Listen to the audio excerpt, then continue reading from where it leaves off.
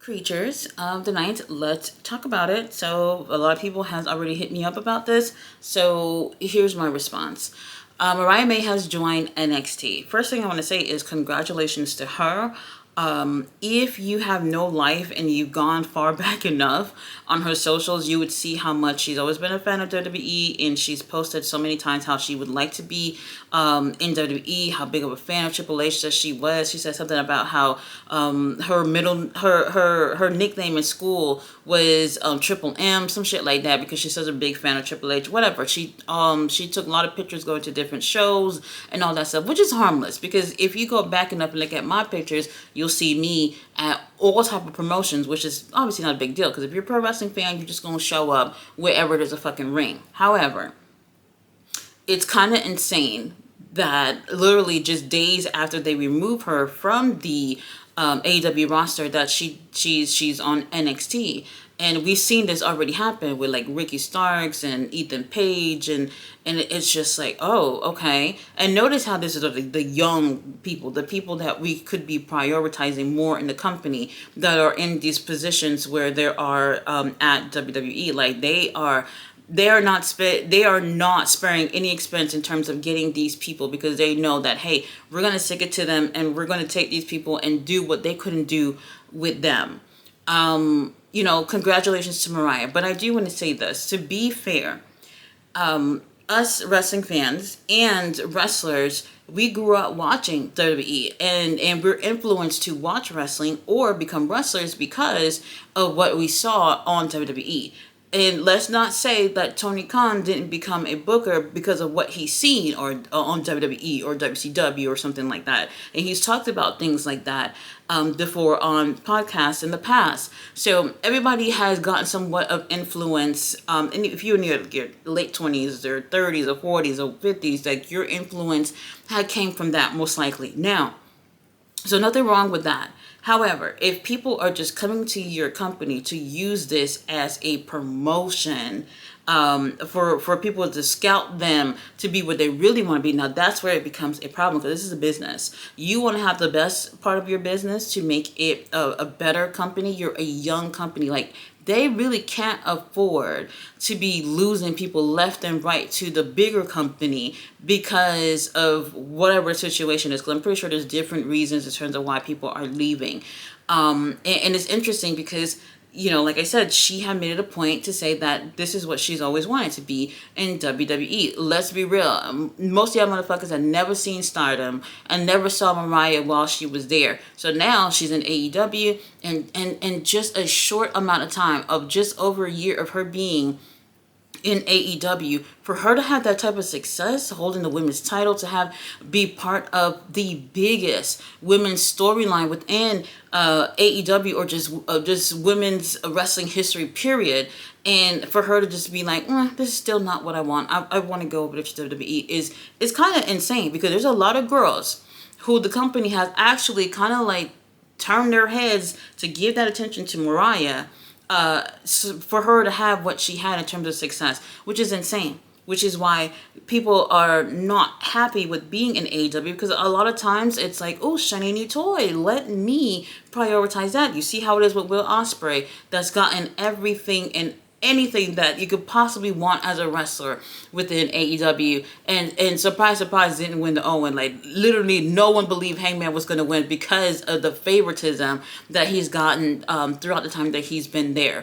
Private Party, who were previously the tag champions, and they're literally struggling to get a couple of views on their vlog on YouTube when they literally had the tag titles, but boom, a Hurt Syndicate. What? Y'all need somewhere to go? Let me put the tag titles on y'all. And I'm just like, well, what about the future of this company? Like, are we not going to prioritize the young people, or are we going to make them feel less than in the company for them to just be like, you know what, let me let this contract ride out and go on over to the next company.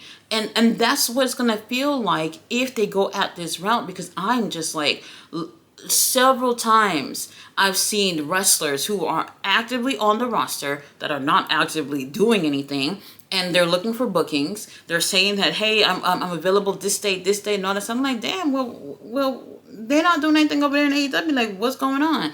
But you're constantly seeing the same people on top in AEW. Like, there's no like revolving door in terms of, all right, you take a break. We're gonna prioritize some of these people and see what we can do with them and see how they make it at the top of the company. There's none of that. The people that are always on top are always on top. And then whenever it's someone who has come from WWE, they prioritize them. They really do. Or New Japan as well. Let's be fair. They've taken New Japan talent as well in their partnership too, which is something that I've been very vocal about that I don't like. Here we have people who are dreaming of being wrestlers and not getting opportunities to be wrestlers. I saw a interview with Bear Bronson, who was part of the Iron Savages and Bear Country. He also got released on June 1st, same as Abaddon as well. And he did an interview, and he said that he contacted AEW. He went and talked to them, and he said, I'm grateful for the opportunity to be here and what we're doing, but is there anything that we can do to move up on the card? Like, is there anything that we can do? And they told him, what he said was, they told him straight to his face that y'all just enhancement talent. That's what we see y'all as. And obviously you're going to get crushed because you're looking at yourself as more. You're hoping that the company would go ahead and have a little bit more faith in you and see what it is that you can do. Because y'all can always pick up people from these independent promotions, but y'all keep using the same people as enhancement talent throughout the whole time that they're here. Like, when are we going to get more people that y'all could just use for that? It's insane, because then you got these people, and even Mercedes Moné. I'm a huge fan. I really enjoyed her work since she's left WWE. I've seen every single match that she's had since she's left WWE. However, even I have my reservations on her, because I feel like once the contract is over, TKO offered her the right contract, the right amount of dollars, she's back over there. I really highly feel like that would be the case. And honestly, money talks. That's how it works. And this is a business. And you're not supposed to have a business to just promote people to go over there. A lot of people in the WWE ID were people that were somewhat regularly featured on Ring of Honor. They all gone. They all gone now. And WWE, they say that, if you're part of the WWE ID, we're not going to hinder you in terms of where you work. But you know what that means. You can't go to the AEW to work. And, a lot of people, it's just that they get that opportunity. WWE, they're watching. We know that they're watching, and they're doing things to like counter block shows. Y'all see at All In, they literally got an NXT and Saturday Night Main Event on the same day, and then Evolution the next day. It's just like all these things where it's just like they do kind of see AEW as somewhat competition, and they will do little petty shit to kind of get rid of their competition and taking young talent. I'm not even veterans. Fuck the veterans. I'm sorry. The young talent.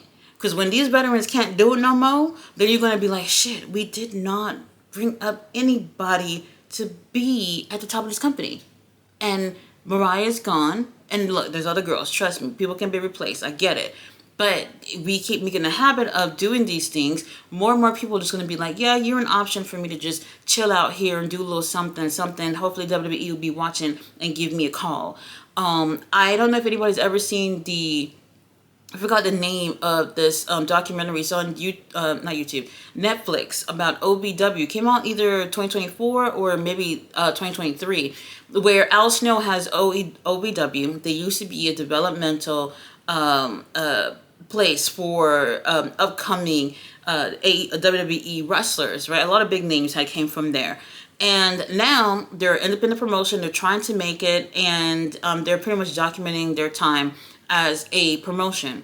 And the number one thing that I kept hearing a lot in that documentary was the people that they were using to hold the main titles and really pushing at the top of the company. They were saying in a documentary that my goal is to go to WWE.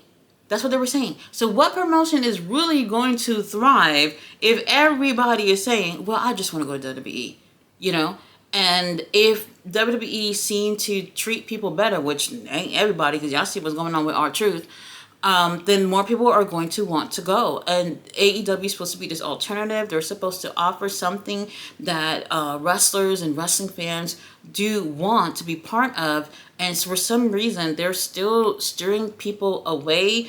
I don't understand that.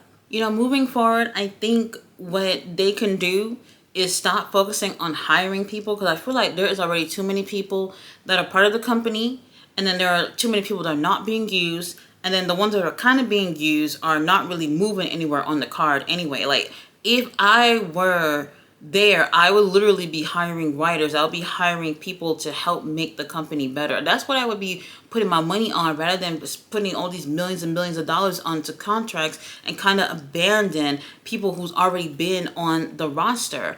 And the other thing too, squash matches, is which I feel like should be a rare thing. When they do the squash matches, is typically independent wrestlers that come in and they're working or whatever, and they typically give them like a minute or two to get their ass whooped or whatever. And you know what? You should be happy for the opportunity, because you get a little bit of TV time, which is great.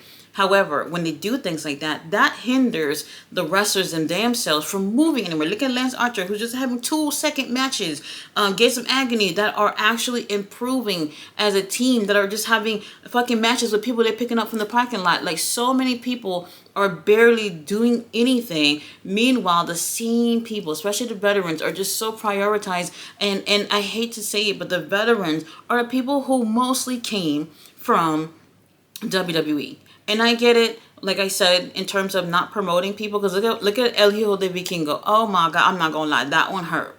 That one hurt. Y'all know about WWE acquiring AAA, and with that, I don't care what anybody say. They got him for him, most likely. They wanted to get him. Y'all remember when El Hijo de Vikingo had that match with Kenneth, by God Omega, Lord have mercy. Everybody was wetting their panties watching that match. Me too. And then he kept having banger after banger after banger. And AAA did not want to let him go, which is understandable, because that's like their star or whatever. And at the time, he had the AAA Mega Championship. So I get it. But then here is WWE flashing dollars saying, hey, baby, here's the money. They get them, and then just give it like 2 years top. I probably wouldn't even give it that long before everything is gone, but El Hijo de Vikingo will be over there on NXT or something. I could not believe it when Triple H posted that picture of him and El Hijo de Vikingo. Oh my God, everybody was just like, you a petty bitch. You was really trying to stick it to us by taking that picture. But either way, it's still a business, and these people are real people. They have dreams, and they have goals and things that they want to do. And if they're going to a company and they're there for years and years and years, and they're literally not moving up, and this is not just a wrestling thing. This is like a real life thing. If you are working somewhere and you realize that I am wasting my time being here, then I can understand you leaving. But Mariah May and the opportunities that she's had, like, those girls over there would kill to have something like half of what Mariah had during her small time of her being in AEW.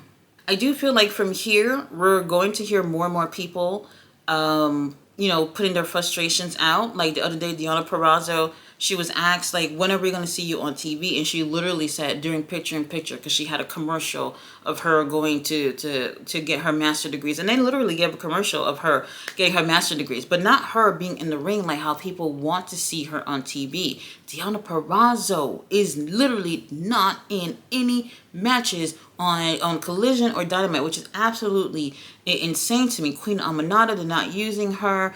There are just so many people that I feel like the talent is there, but the priorities are just kind of fucked up. If it was me, the first thing I would have did was just get everybody in the room and say, who here want to be out their contract? Like, my lawyer is literally on the motherfucking way. I just called him, and whoever wants to get out, we're going to draw something right now to get you out your contract. And everybody who's serious about being in AEW, we're moving forward, and we are going to just, I guess, turn a new leaf as a company and just move forward to provide better entertainment and become a better workplace for people. Because, like, you're wasting your time. This is why partially they have that policy where it's like, yeah, you're part of AEW, but you can also wrestle elsewhere. Why? Because when they got shit for you to do, it's easy for you to just be like, well, they don't got me doing anything. Let me see what they're doing over there at Rev Pro. Let me see what they're doing in New Japan. And you can easily go there, and they really can't. They're not going to feel bad because you got an option to go do something else. But I get it. This is supposed to be what people are considering to be like the number 2 option in terms of professional wrestling. So they want that TV time. They want the merch. They want to be able to experience like what Tony Storm is feeling right now. Mina Shirakawa, who just signed to AEW, beating our homegirls, Julia Hart and Sky Blue. Like, they literally just came back, which is just insane to me. This is what I'm saying in terms of priorities. So when y'all end up seeing Wardlow or the Ass Boys literally popping up on NXT or something, or Julia Hart coming on over there, or Sky Blue and these people, like, who's gonna be surprised? Who's going to be surprised if anyone else just be like, I don't want to renew, or I don't want to be part of this company, because really we're not moving anywhere. And every time someone new comes on over here, we get nothing. We get nothing.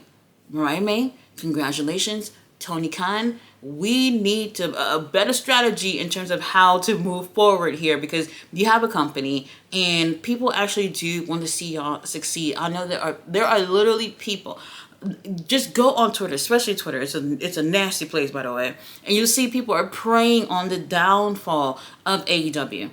And sometimes they do things where it's just like this is literally what they're praying for this. But we can really move forward and provide better professional wrestling, better quality professional wrestling. At times I really do feel like they actually do better than WWE, to be completely honest with you. But are we going to just keep losing people to go over there? And meanwhile, we're just going to make sure we keep Moxley at top, Claudio on top, Hurt Syndicate on top, Chris Jericho, for whatever fucking reason. This guy just, oh my God. The same people, especially the people that's been over there. Tony Khan, there are really amazing people on this roster. Let's focus on getting some of these people up. If things don't work out, it don't work out. But if you don't even try, what's the motherfucking point?